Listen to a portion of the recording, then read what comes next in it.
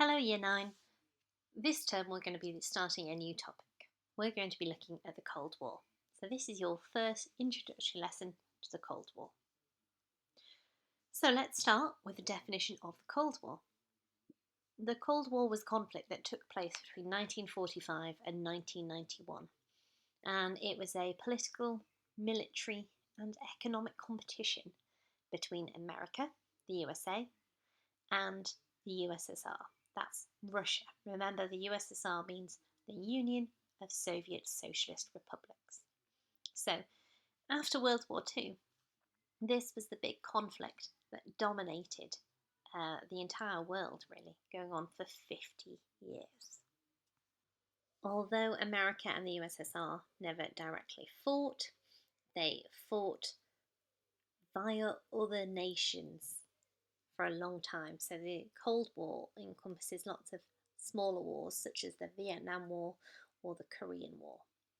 Because it's not got any direct fighting, it's not a hot war, it's indirect, so it's cold. Today we're going to look at the origins of this conflict. So it all starts with World War II. Now, during the Second World War, the Soviet Union, USA and Britain all formed an alliance known as the Grand Alliance to fight Hitler and the Nazis. So it's kind of a pincer movement of the Soviets on the east and the Americans and the British fighting on the west. As soon as it became clear that Hitler would be defeated, tension and rivalry between these three countries began to grow, and this is what eventually escalated into the Cold War.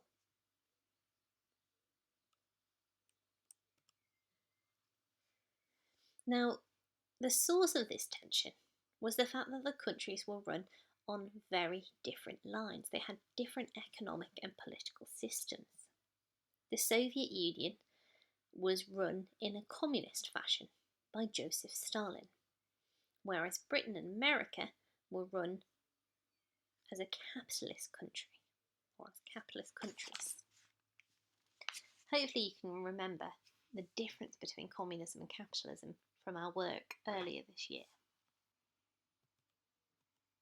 In a capitalist and democratic society, like we live in today here in Britain, we have elections where we have many different political parties we can choose from.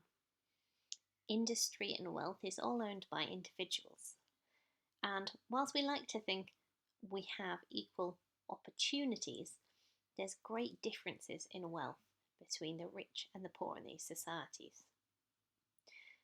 Democracy is very concerned with making sure that individual freedoms are protected.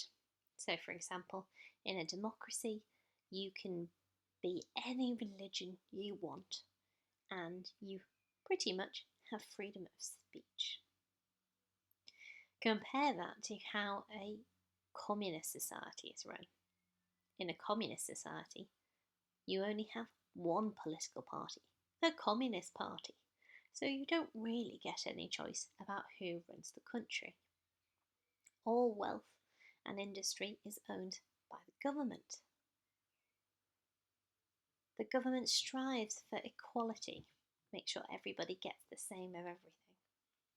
And this can mean that at times they restrict freedoms a lot. So, for example, you wouldn't have freedom of speech, freedom to join different political parties. Lots of your personal freedoms would be restricted in a communist society.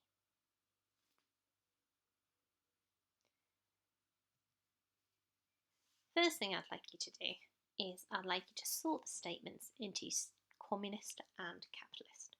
So which statements describe a communist country, which describe a capitalist country.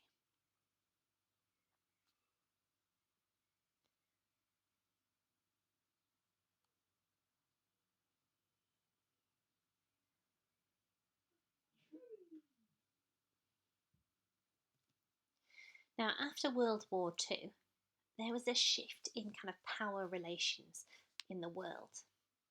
After World War II, Britain and France, the old powers who dominated history and politics for the past few centuries were really weak. They weren't really able to keep up with America and the USSR. These were the two dominant, what we'd call superpowers. So no other country was as powerful as America or the USSR.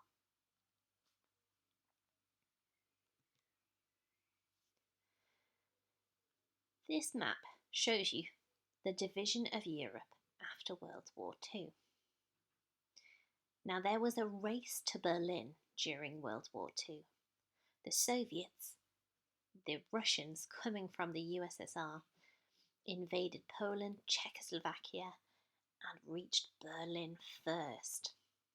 All of their troops occupied everything here that's in red.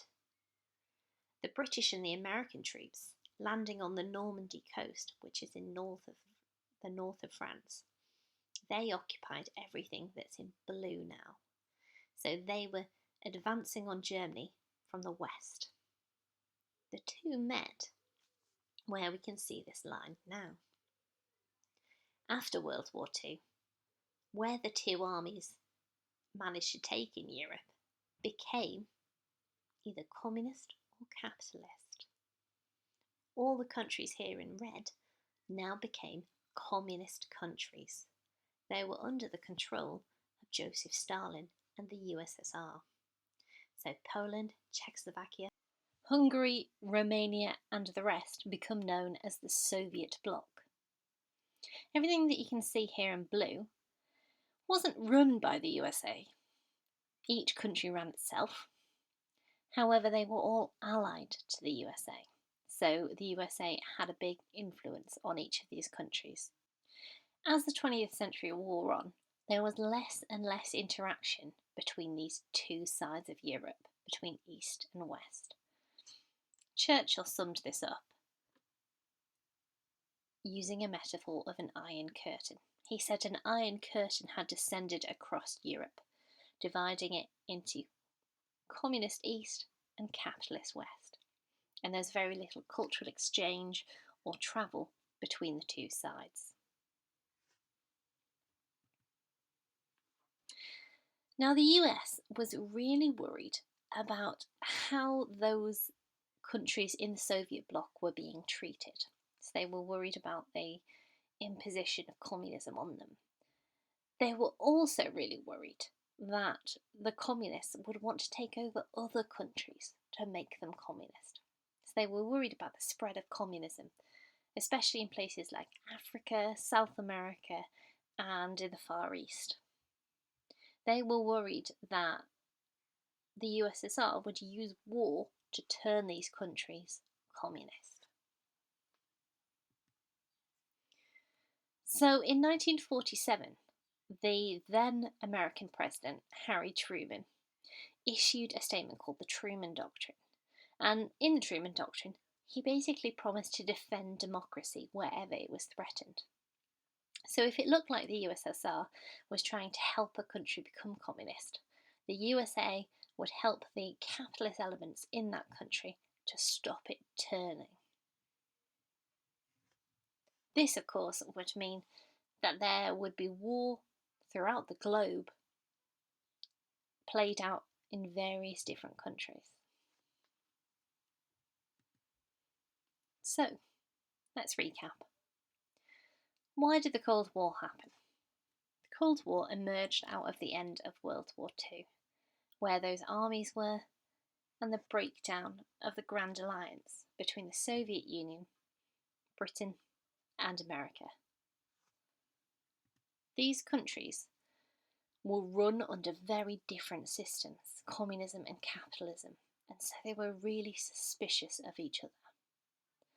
These suspicions had been there in the 1920s and the 1930s, but it was because of the armed presence of both America and the Soviets in Europe after World War II that this became a real problem. America and the Soviets had been united in World War II by their hatred of Hitler and the Nazis. Once Hitler and the Nazis were gone, There was nothing to glue these two different systems together, really. So when they lost their common enemy of the Nazis, they started to turn on one another. And lastly, again, distrust of each other's political ideas. Communists believed capitalists were greedy and corrupt. Capitalists believed that communists were set on a world revolution, on bringing communism to every country across the globe. So your final task today is to take a look at the statements. You need to sort those statements into the categories above to explain why the Cold War occurred. There are some extension questions below that you can also complete.